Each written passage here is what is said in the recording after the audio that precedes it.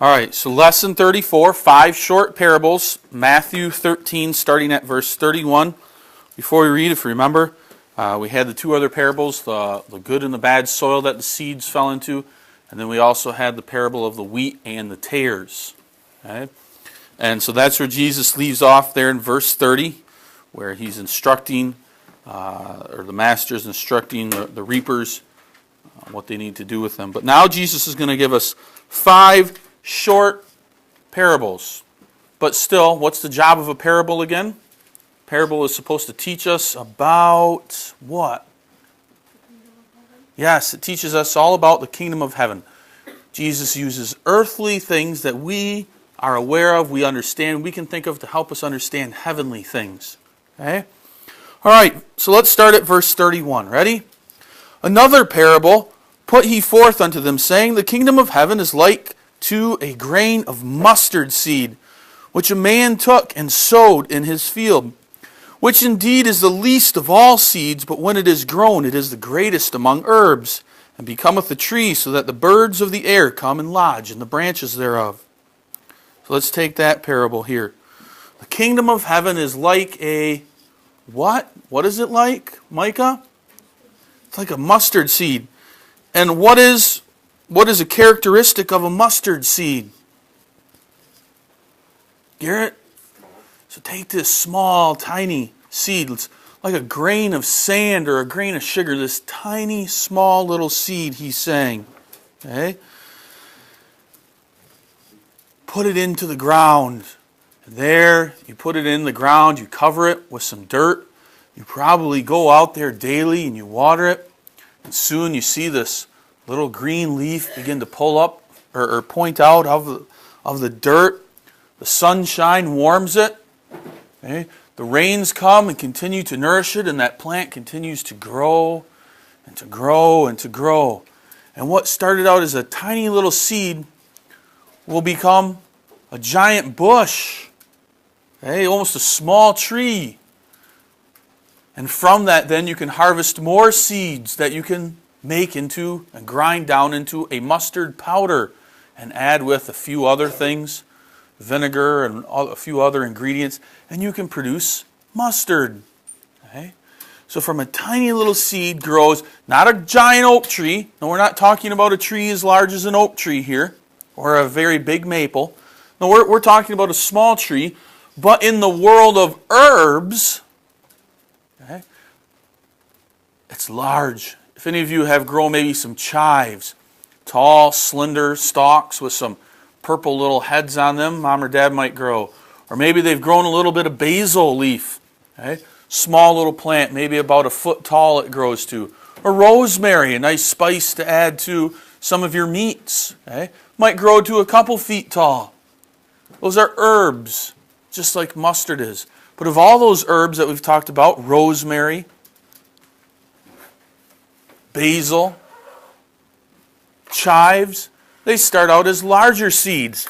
But the mustard seed starts out terribly small and becomes the largest of all the herbs, the greatest of all the herbs. Not the largest of all trees. Okay, an oak tree is going to be larger, a maple tree, most trees are going to be larger. But of all the herbs, it's the largest one. Okay? And so that's the point there. But what is that revealing to us about the kingdom of heaven? Well, we have to remember from our previous parables a few things. The preaching doesn't always fall on the same kinds of hearts. Okay? That soil, some was hard and some was soft. Okay? The hearts of some men are soft and they're ready to hear the preaching, and others are hard and they won't hear the preaching.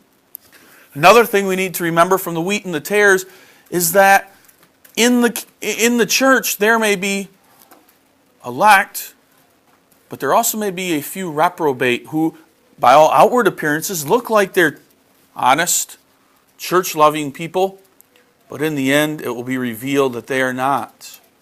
Okay? So, we start with those 2 premises here. Jesus has just told those other parables before this, so now he's going to say a few things about this. The mustard seed is very small. What do you think we could compare that to? A small mustard seed could be compared to what's small in this world? Faith? Yeah, the church may be small too. But yet, it is the greatest. The church is the greatest institution on this earth. There's a lot of different institutions that you can belong to and have a membership in, but there is no institution greater than the institution of the church to have your membership in, to be a part of, to say, I am one of God's children and I belong to this. Again, the church is not like an oak or a maple. It's not the biggest institution in the church. It's not the most powerful institution. It's not the richest institution here on this earth. There's lots of things that are richer than the church. There are lots of things that are more powerful and larger than the true church. But it is great in this world. It is very important. It is very powerful. Ready, Emma? Sure, follow along here. So, the church looks at, the world looks at the church and says, well, it's just tiny. Well, those Protestant Reformed people, they're just a small, teeny, tiny little group. Insignificant, really. But yet, God holds them and all of His elect people, wherever they may be, any tongue, tribe, nation, or church that they belong to, God holds them in great regard. They may seem small to the world. We may seem little and insignificant. We might not have much power. We don't have a lot of money compared to it. But God supplies all of our needs. Okay? And so the church too will grow. Won't be the greatest of trees, but it will be a great tree. Okay? All right, let's go on to the next parable then. Another parable spake he unto them, the kingdom of heaven is like unto leaven, which a woman took and hid in 3 measures of meal, till the whole was leavened. Here we have a woman, right? She's in her house. She needs to think about the daily meal. So she rises in the morning, and maybe she goes over to a pot or a bowl, and scoops out some fine flour that's been ground by a wheel somewhere. She pours it into a bowl. And then she goes out and she gets some water, a cup of water, maybe that had to be taken from the well early that morning by her or someone else in the family. And she scoops out a measure of water and pours it into the bowl. And she begins to mix those ingredients and any other ingredients that are needed in there. And then she takes some leaven. What word might we use for leaven today? Garrett? Yeast. You can go to the store and Mom can buy some packets of yeast and take out a few yeast and put those in the bread and mix it all in there. And then this woman here in Israel, she's mixed together her water and her flour and her leaven. She put them all together and she rolls them into 3 balls we see here. 3 measures of meal, not necessarily, but let's just say that she rolled these into 3 separate balls, and she goes over by the window where the sun comes in, the warmth of the sun, because dough will rise in the warm sun. If you don't want it to rise, or you want it to rise very slowly, put it in a cool place like a refrigerator. Well, they won't have a refrigerator. So she goes probably over by the window, and on a board sitting there in the windowsill, she sets 3 lumps of dough. And throughout the day, as the sun warms that dough, the dough begins to do what? What does it begin to do, Logan? It rises. It gets larger and larger. Okay? Air is being added to that dough to make it light, to make it fluffy.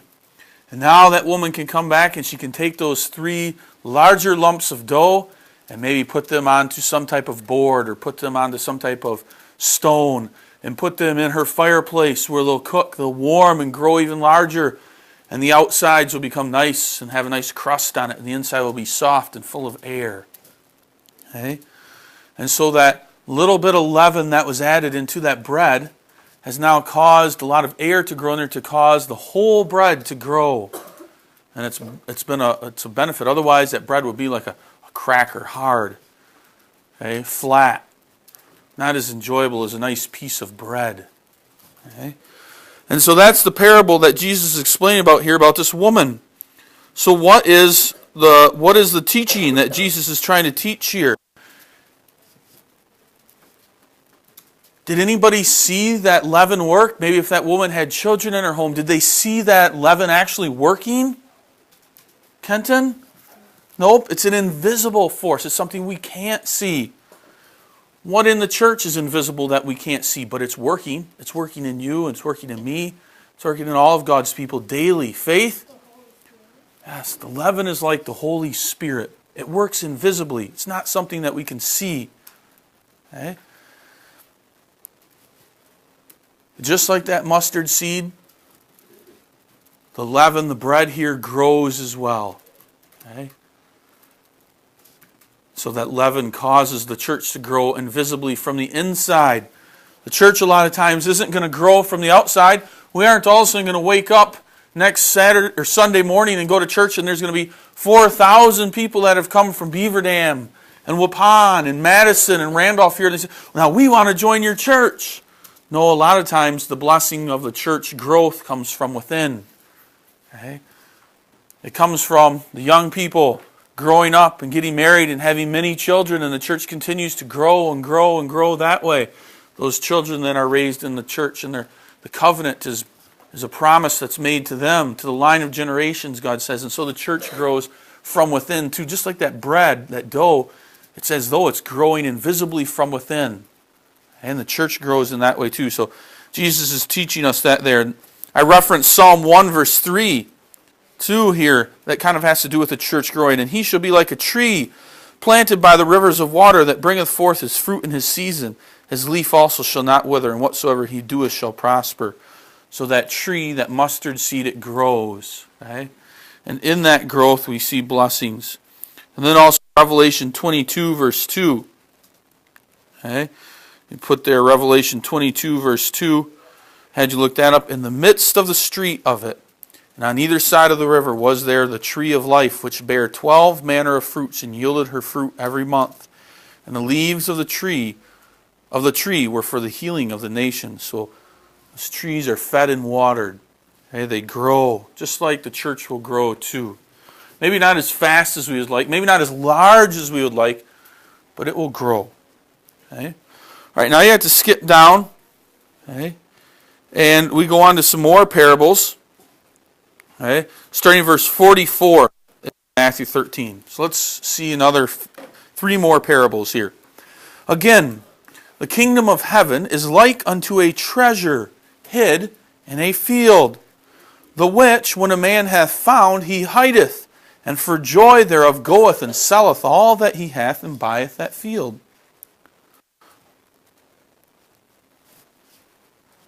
A treasure was put into a field. Think of a large farmer's field.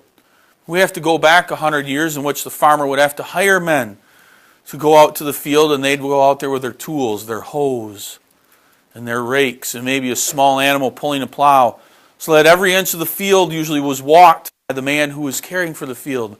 And so you can see him out there with his hoe, pulling up the soil, finding weeds and ripping out the weeds and the roots. And as he's going along, all of a sudden, clink, well, his tool has latched onto something in the ground. And so he clears the dirt away, and he looks down, and his eyes get big. And here's a treasure, maybe gold, maybe a box of something precious and very worthwhile, very rich. And this man goes, wow, I would like to have, this is nowadays, we might say this might be worth $1 million or $10 million here in this field. Well, the man realizes, I can't take this out of this field. It's not mine. It doesn't belong to me. Maybe the master hid it here. So the only way he can gain possession of this treasure that's in this field is he needs to buy the whole field. And so this man probably quickly scoops up the dirt and covers that, maybe making some type of mark so he can come back and easily find it, and quickly leaves and goes home. And he takes all that he has at home, every possession he probably sells his home, everything that's in there. If he has a wife and children at home, he tells them, don't worry, I can't explain it right now, I've got to work quickly. And he sells all that he has.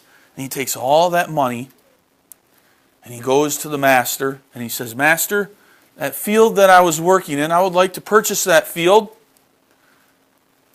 Master says, well, now my servant, that field's a costly field. It may cost this amount of money.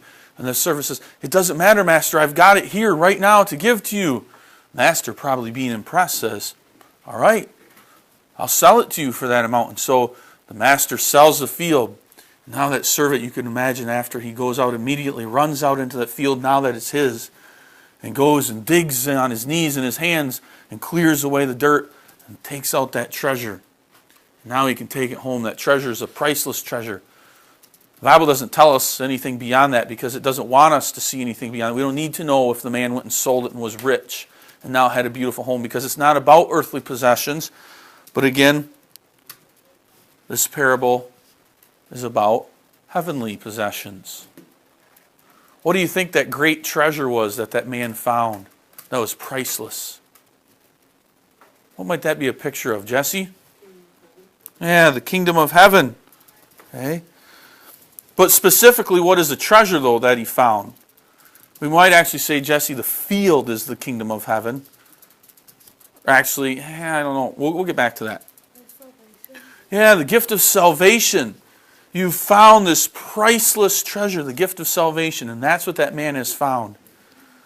So, yeah, the kingdom of heaven is likened to a treasure hid in the field. So I would say the field is like the kingdom of heaven, I guess, Jesse. Places that we have to go to find these treasures. Okay, might be like the church. Okay? We have to go to church to find the preaching. I can't go to the Brewers game to find it. I can't go to Devil's Lake State Park and say that's where I'm going to find the preaching of God or the truth of the heavenly kingdom. But it's in the church. I have to go to the church to find this treasure. And that's what this field is like. The field is like the church in that sense. I have to go to that field. That man couldn't have found the truth anywhere else. He couldn't have found this treasure in any other place but in that specific field. It's like going to church. Okay? And that's what that treasure is. The knowing and understanding of Jesus Christ and knowing of our salvation. Okay? So, he sacrificed all that he had. Is that something that we do? Do we give up sports? Do we give up TV? Do we give up personal time in our lives to make sure that, A, we're setting aside personal time with God each day, but also that we can set aside all of our cares on the Sabbath day and hear the preaching? Friday night, there's a lecture. Are we going to go to something like that that's godly and blessed and beneficial to us and encourages us and nourishes us? Or would it be better to spend the whole evening hunting out in the field? Would it be better to go to the basketball game? Would it be better to stay home to watch a television? No, all of those things would not be as blessed to us as going to a lecture. So that's the attitude that we need to have like this man. Okay, now we get another man here, verse 45. Again, the kingdom of heaven is like unto a merchant man seeking goodly pearls, who, when he hath found one pearl of great price, went and sold all that he had and bought it. Here's a man, he's a merchant. He's a buyer and seller of goods. He goes from marketplace to marketplace looking to find great deals. He buys things at low cost, low prices, and he takes them back to probably his shop or another place where people will come in looking for these precious treasures, and he'll put them out on the shelf, and he'll obviously raise the price so that he can make money. So this merchant, you can imagine him here at the market. He's going from booth to booth. He looks in each booth. He sees if there's anything there that's worthwhile of his time and effort. Should he look at it a little bit more? And he's not looking for just any old thing. He's looking for treasures, things that are of great wealth. And he goes on to the next booth and he looks in there. And then the next booth. Specifically, he's looking for pearls. Nice, beautiful white stones that have been formed in these shells. Okay? And these clams, because a grain of sand got in there and irritated that clam, and so it began to build a milky substance that would wrap that piece of sand and make it smooth. And it continued to grow and grow. And it was harvested. And that's what that man is looking for. He's looking for those pearls. And so he maybe comes to a booth where there's some pearls. And in the back he finds over here, here's a pearl. A large pearl. This pearl will fetch a great price. Okay? But he can't afford this pearl because the price is so high. So he goes back to wherever it is, his shop, his home. He sells all that he has. Here's a fire sale, you could say. Maybe tells everybody it's on clearance. Come and get it. It's cheap. I just need to sell everything that I have to go buy this one that I found that's worth a lot. So he sells his home. Again, maybe he has to explain to his family, I know you don't understand this, but I found the greatest treasure I possibly could, the best pearl. And I need to sell everything. We need this. And so he sells all that he has. And finally he can go back to that market. And there sits that pearl, and he gives to the man the cost of that pearl. And he takes that pearl away, and now he owns the greatest treasure that could possibly be given to man. Okay, this great pearl.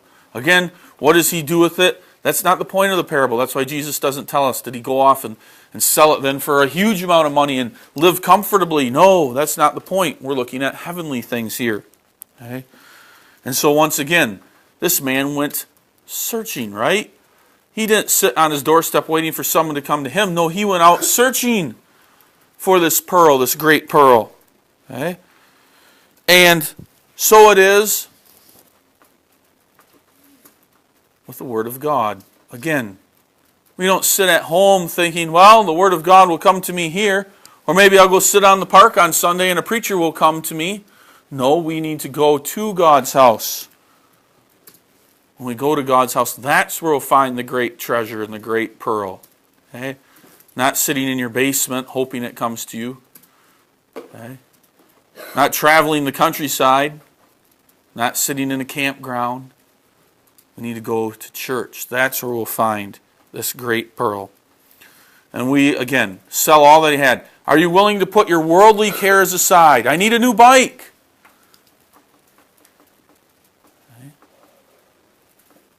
I'd sure love to have this possession. I'll put it on my Christmas list. Or can we set aside and say, no, there's better things. Kingdom of heaven is more important. I can give my finances maybe to a future school building. That would be something that would be a blessing. Or maybe the benevolent fund. Maybe there's some poor that would benefit. Or so are we willing to set aside our earthly treasures and our earthly wants and desires for those things? That's what this man does. Finally, in verse 47, okay, verse 48, 49, and 50. Let's read those there. Again, the kingdom of heaven is like unto a net that was cast into the sea and gathered of every kind, which, when it was full, they drew to shore and sat down and gathered the good into vessels, but cast the bad away. So it shall be at the end of the world, the angels shall come forth and sever the wicked among the just, and shall cast them in the furnace of fire. There shall be wailing and gnashing of teeth. So fishermen out in a boat, right? They've got their net, and there they are out looking to catch some fish. And they cast their net out, and they haul it in. They haven't caught every single fish in the sea, but they've caught a lot. They haul them in. And of course, when they hauled in these fish, not all are the fish that they are looking for. Some fish are bad. They're no good. Okay? They need to be thrown back or gotten rid of or destroyed. So, Jesus is teaching his disciples here. Okay? You only want good fish. Not just Jews, but men from all nations will be gathered. Okay? You can't be particular about who your preaching is going to call. Well, that man's poor. I don't want him to be part of my church. That man's a little scraggly looking. He's homeless. I don't think I want him coming to church each Sunday. But he's a Gentile. I wouldn't want him here, say the Jews. Jesus is going to gather all his people. However, there still are some bad fish. Fish that are no good. Maybe even they kill other fish or destroy them. And these the fishermen don't want. And so they are on their ship and you can see, here's one I don't like. And they pick that fish and they cast it back into the sea. Or if they're on dry land, they cast it into a pile that they'll burn up later. Okay? Those bad fish are a picture of the reprobate. Oh, they might be in the church. They might seem like, they look like a fish. But they're not one of God's people.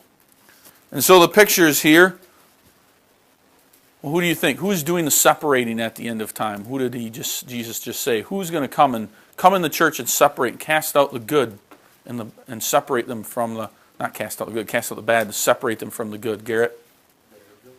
The angels. The angels will come and do that work. Okay, God will send his angels. The shore that the fishermen have arrived on with their ship is the edge of eternity. When the ship it goes out, it's collected all the fish, now it comes to shore, the fish are taken ashore.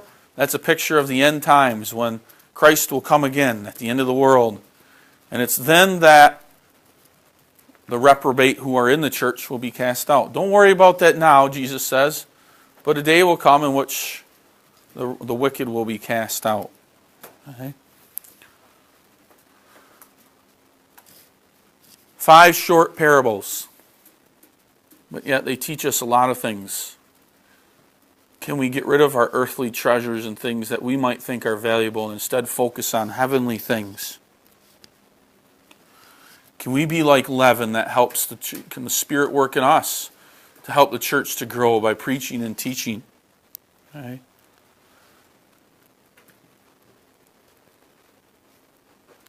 We'll have to see. But there are some blessings there.